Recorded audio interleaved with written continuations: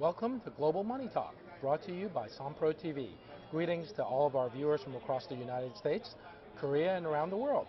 We're coming from you from the floor of the New York Stock Exchange in New York City, the financial capital of America.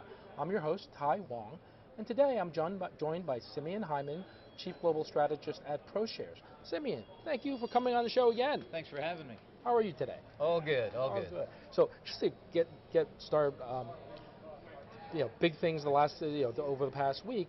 The market digested two big events last week. Let's talk about the first one, the election. Huge rally in various indices. Is it sustainable, or is this sort of a knee-jerk reaction? I think the first leg of that rally was relief that there wasn't uncertainty. We all thought we weren't going to know who won the election for a month, maybe more. And the fact that we knew right away, that was indeed very comforting. But the rally probably does have legs. The policy implications do start to be meaningful. We may have tax cuts, we may have further fiscal stimulus. The tariffs are a little bit of a wild card, but for the most part, and a little bit of deregulation, for the most part, the market is interpreting the new administration as pro-business and probably at least a modest stimulus to growth. It appears that the Republicans are going to sweep the House and the Senate, and as well as take the presidency. Historically, it seems that the market seems happiest with a split government. If it's a sort of all Republican government, do you think the market has any concerns about that, or even if that does, is it showing? Is it perhaps not showing yet? So this is very interesting. What you just said is what I thought. And what many of us were taught. I think there were some guys at UCLA who ran these numbers about 30 years ago, and one of the things that was found in that research back then was indeed the notion that a split government was best for markets because markets like stability, and if there aren't a lot of changes, that's good. But we ran the numbers just before the election. We published a piece and found nothing. Really? Looking just at these last 20 or 30 years, we actually found basically nothing with regards to Republican versus Democrat. Yes, a little bit of outperformance under Democratic regimes, but not statistically significant. And surprising me, we saw no statistical relevance to the gridlock theory. So at least over the last several decades, the market just doesn't seem to care. It may be more about what policy does get done than anticipation. Do you think, and just to dive down the rabbit hole a little bit, if a Republican gets elected, and they start looking at the next 4 years, is there so much move in the before the inauguration that the market is coming from a higher base, or just for the sake of argument, if it's a Democrat, does it sort of retreat and then it's coming from a lower base? We should see any part of that at all? We really saw no relationship between administrations and market movement. Clearly, we're having some anticipation right now, and it will come down ultimately to earnings. I mean, that's what it's got to come down to. So take the wild card of tariffs. We just don't know. It does look, if you look at the sectors that are outperforming, and you look from a market cap standpoint, part of that small cap rally is the fact that small caps are less exposed internationally, a little bit more domestically focused. So there is some stuff that's being baked in as part of an anticipation of what might happen, but it's going to be a little bit wait and see. I think we'll come back to small caps in a little bit, but the other thing we also got was the Fed decision. And how do you think the market, what did you see out of the Fed decision, and how do you think the market reacted to it? The inflation and employment backdrop is pretty darn good right now. It really does look like we're having a soft or no landing. We've got CPI, PPI, all trending very close to that 2% target. A tiny nick in the labor market, but nothing disastrous. And that's what we heard from Chair Powell. We'll take the 25 basis points, and we'll see where it goes. If you're looking forward, I go by the following rule. 2 plus 2 is 4, maybe 4.5. Meaning that the long-term average of the 10-year Treasury yield is somewhere between 4 and 4.5%, which is about 50-50, 2% inflation, 2% real. Now, if you have 2% inflation, the federal funds rate is likely to land somewhere around 3. So now we've got the yield curve. We've got 2, 3, 4, 4.5. Which one has already happened?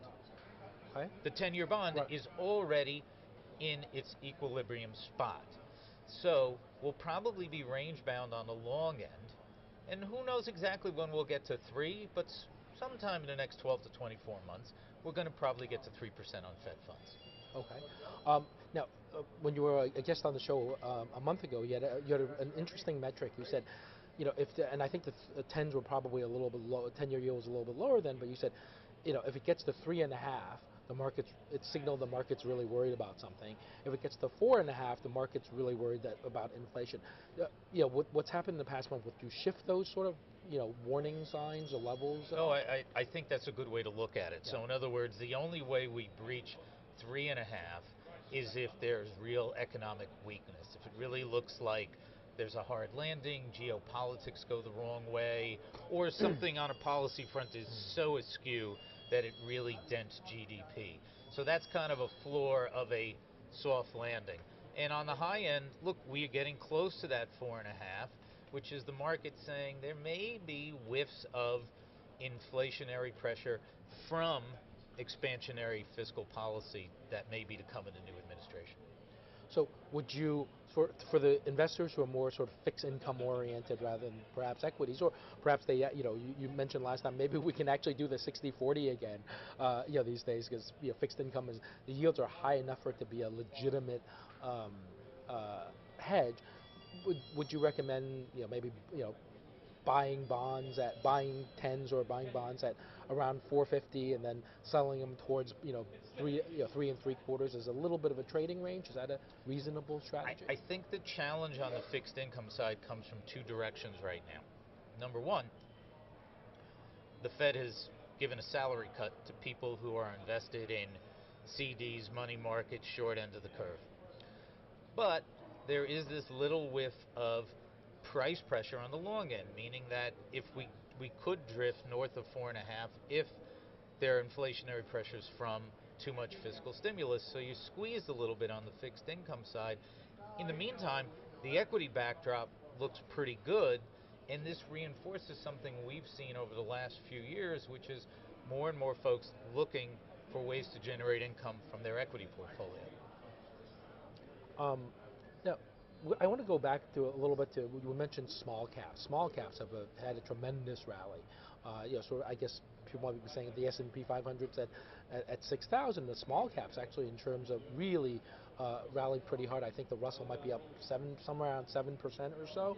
Do you think is that sustainable, or it's a little bit of a false dawn on because small caps have really sort of underperformed the bigger indexes over the past couple of years? Small caps have underperformed not just for the past couple of years, but for about 15 or 20 years.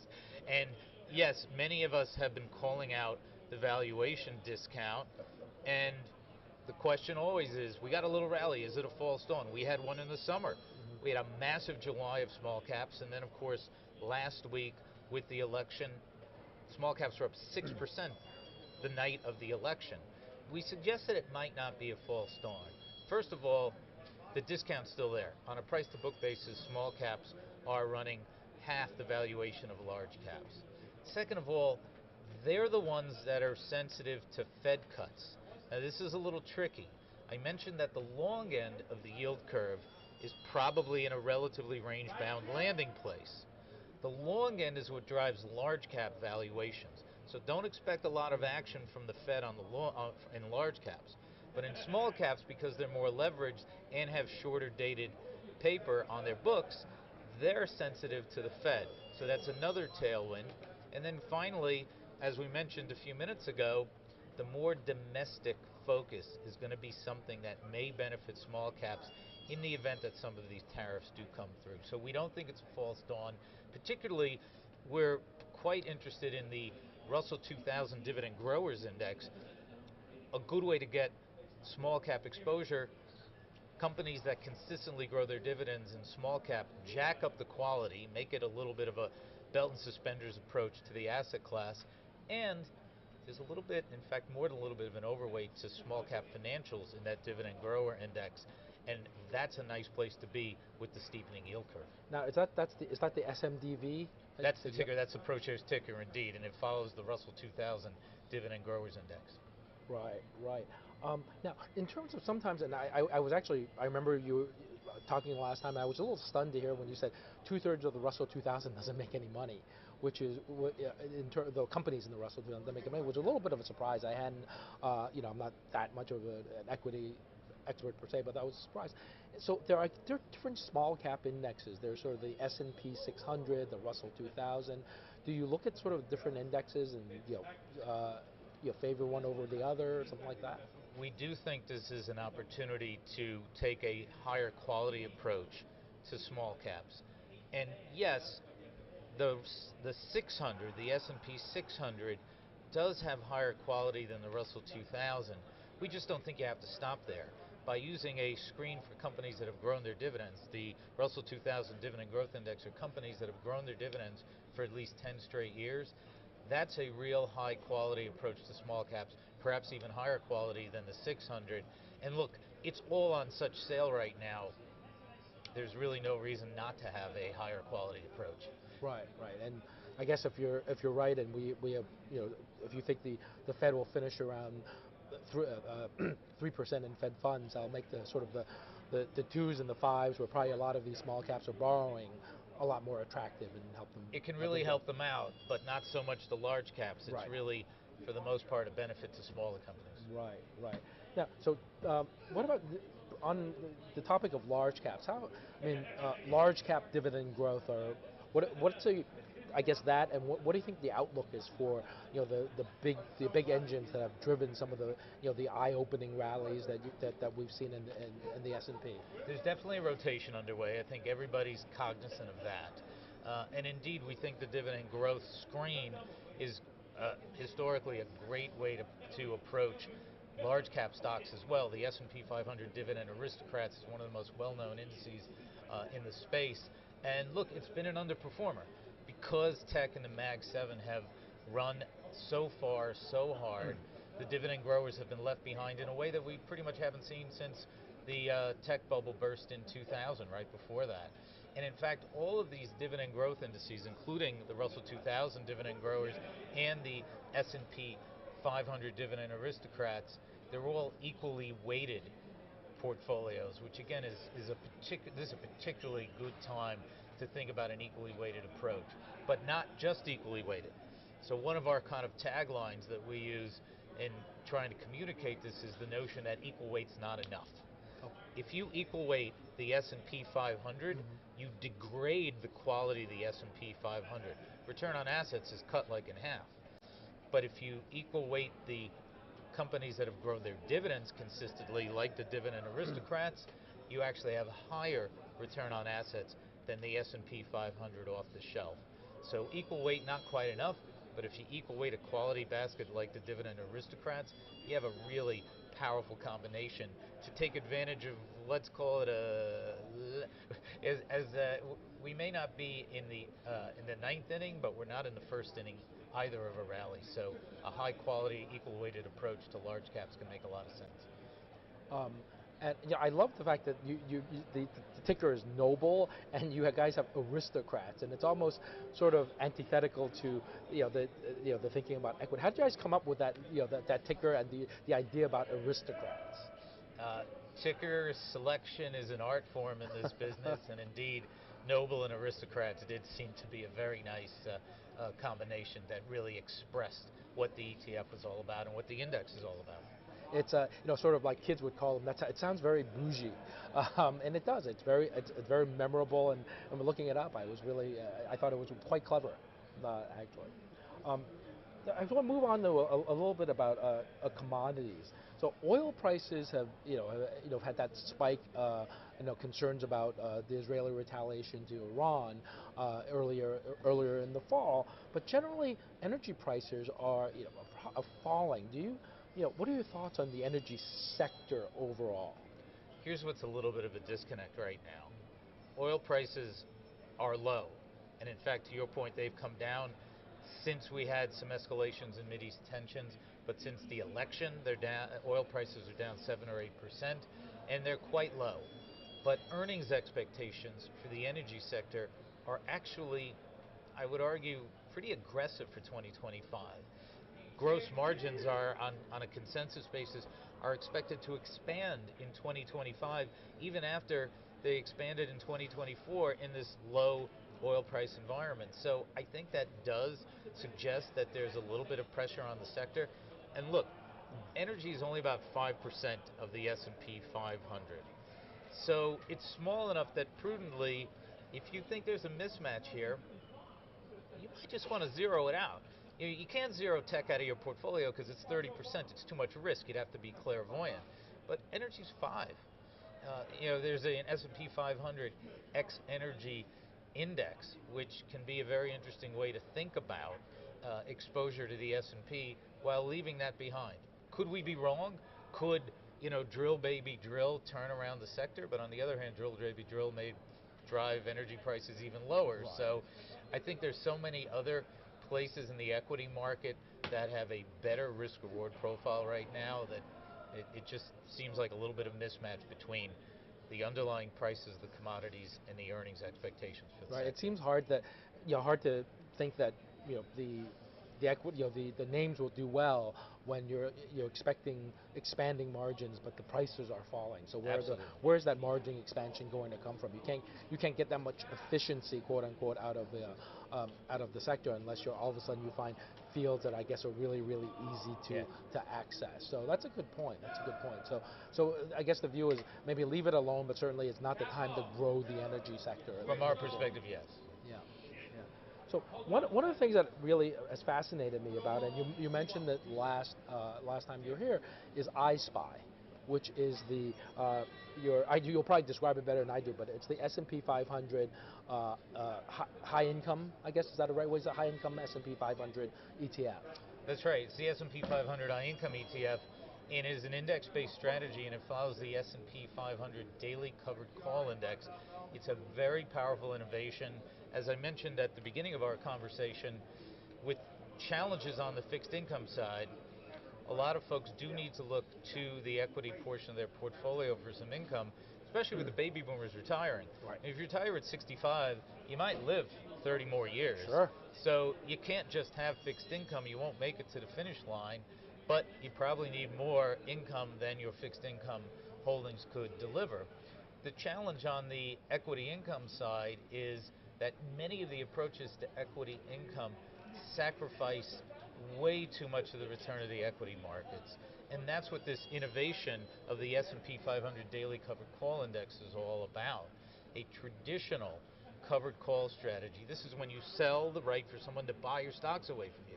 So by definition, you are selling away the upside. And a traditional monthly approach to covered call strategies only delivers about 1/3 to 1/2 of the return of the equity market. Way too much of a sacrifice. But the S&P 500 daily covered call index is a great way to still get income from the covered call approach, but generate the full returns of equity markets and capture the returns that traditional strategies have left behind. Let's dive a little bit into sort of the guts of this. In terms of,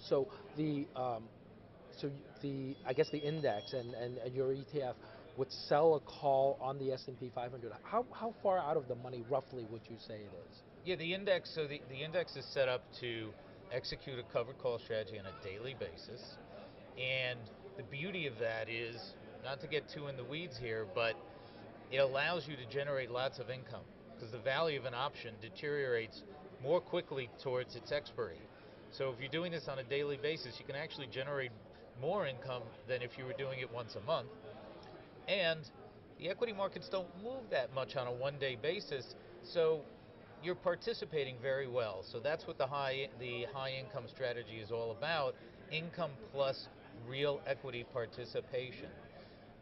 Everything's done by the index. The strikes for the call are set by index rules. They're a little bit out of the money. They're actually adjusted for volatility, and it's a very nicely calibrated combination to deliver high income but still get the returns of the equity market. Now, it's basically an overnight option. Is the options market liquid enough for that, in terms of you're selling a lot of calls, I guess, on the S&P 500? Does it affect the index at all? It's a very deep and high volume and rapidly maturing marketplace. One-day options on major indices in the U.S. are about 3 years old. and they have applications well beyond the covered call space. So the volume there and the nice balance of folks on the buy and the sell side makes for a very, very deep and robust market.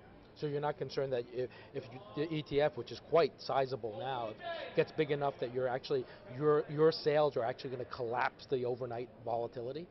That market is so much bigger than the ETF that there's really no impact from anything that goes on in our ETF.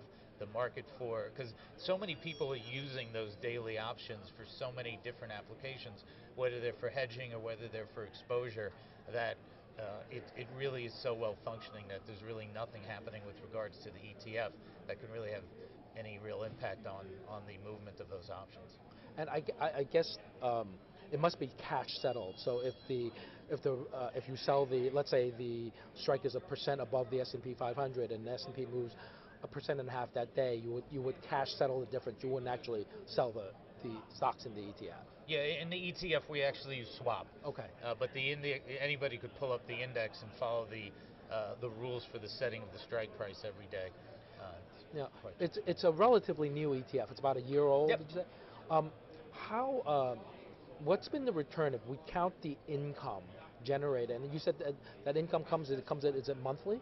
Yeah, so the beauty of the strategy is everything's index based. So actually, the income is established by the index too, and it's simply the sum total of the dividends on the underlying and the premiums that are derived from the selling of the calls. So that's established on a monthly basis, and so far so good. The ETF and the index has been generating over 90% of the returns of the S&P 500, as opposed to less than half from a traditional monthly approach. So it really is a huge, huge game changer, and the income coming off of it has been nicely in the low double digits, which is really very nice for a covered call strategy. So that combination of high income and real equity performance is in many regards a game changer. Think about it from a portfolio perspective. If you were to use a traditional monthly strategy, and if you're an advisor, put in a client account and you get half the returns of the S&P, you're underperforming your benchmark. But with the daily covered call approach, our high income ETF, you can really have equity income that for the first time will really behave like equity. And that's so important in achieving long-term financial goals. Have you found investors, do they reinvest those months so far? I mean, it's 10 months or so, it's a short period. Are they reinvesting those dividends, or are they actually taking some money out? You will see reinvestment occasionally, but really the use case is for folks who need the income. That's a really sort of marvelous idea, because you wouldn't do this yourself. I couldn't imagine trying to have a portfolio and trying to sell overnight options on a portfolio to derive income. I guess people do covered call writing, but you couldn't really do it every day. It'd be pretty hard. It'd be pretty hard to do dailies yourself. And it's like other ETF innovations. Yes, on an individual basis, on a monthly basis for a few stocks, people have been doing that on a customized basis for decades. But an ETF does allow for the systemic execution of strategies that really would be pretty darn tricky to replicate on your own. Have you been able to backtest how this strategy would have worked in the sort of like a few years back? I mean, backtesting is one. Excuse me. Backtesting is one thing because it doesn't really tell you what will happen in the future. But how does it work in sort of different, when stocks are really in an aggressive rally or just grinding higher or flat, or different scenarios? How is that? If the backtesting has been done, how does that work? The strategy, the S&P 500 Daily Covered Call Index, is calibrated to deliver the S&P 500's performance, and most of that calibration happens with the snap of a fingers by executing a daily strategy. But indeed, the research that went into the index was to fine-tune that calibration to really deliver S&P 500 performance over time. It's a really interesting product. I think I might have to get involved, and maybe someday you guys will get so big in that you will start to weigh on the volatilities. That'll be interesting. It'll probably be a good problem to have. So I noticed, I looked at some of your biggest ETFs, Noble, the mid-cap dividend aristocrats, SMDV. It seems like people are really into sort of income.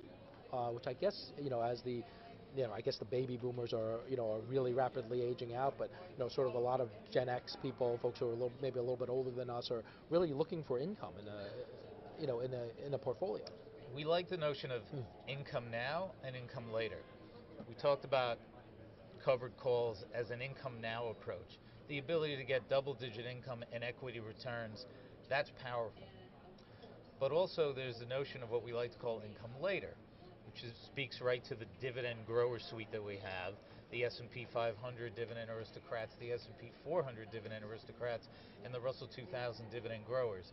And the reason we call it income later is because there's powerful compounding of income growth. These are dividend growers. So you take the S&P 500 dividend aristocrats. Yeah, they got about a 2.5% yield today, but those dividends have historically been compounding 8, 10, 12% a year, faster than the dividends of the S&P 500. And so you wake up and it's just 5 years from now, and you've got a 5 or 6 or 7% yield on your original investment, and that's powerful. And what I find interesting about some of the conversations you hear when you turn on financial TV is people will say interesting things like, oh, the S&P is trading at 20 times. Well, that's only a 5% earnings yield, and that's bad because even with the Fed cut, you could get 4.5% or 4.25% on a money market. But that's forgetting something: growth.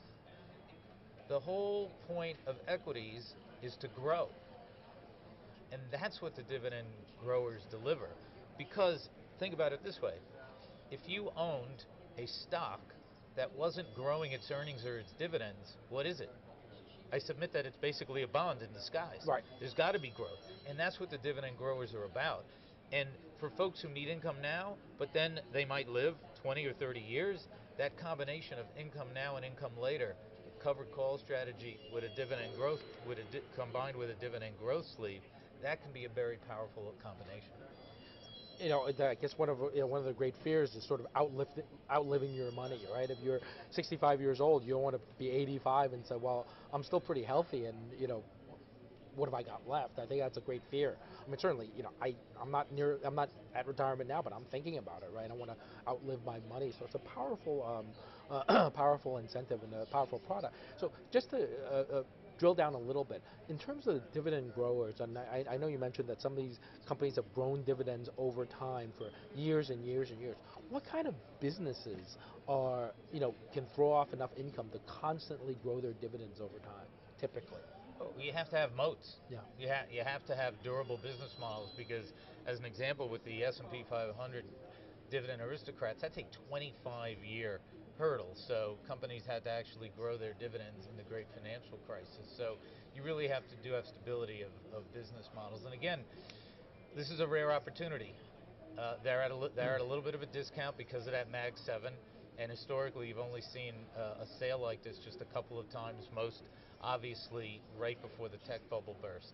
Not saying it's going to burst this time, because we know the Mag 7 make a lot of money. Right. There's a lot of cash there, so I don't want to throw out the doom and gloom, but simply noting that it's been a buy opportunity for those dividend growers historically. So before we wrap up, the market has made the news have made a lot of spent a lot of news, I should say, about Warren Buffett having $325 billion in cash. He's cashing out of Apple. He's cashing out of Bank of America. I think those have done very well for him. If you were to tell Warren, say, Warren, I have some ideas of where you would put some of that $300 billion, where would you tell him to put it? Well, as a fellow alum of the good old Columbia Business School, where I just wanted to plug it. Yeah, sure, of course. And it is tough to have that much cash. You can do it if you're Warren Buffett, but it's back to outliving your money.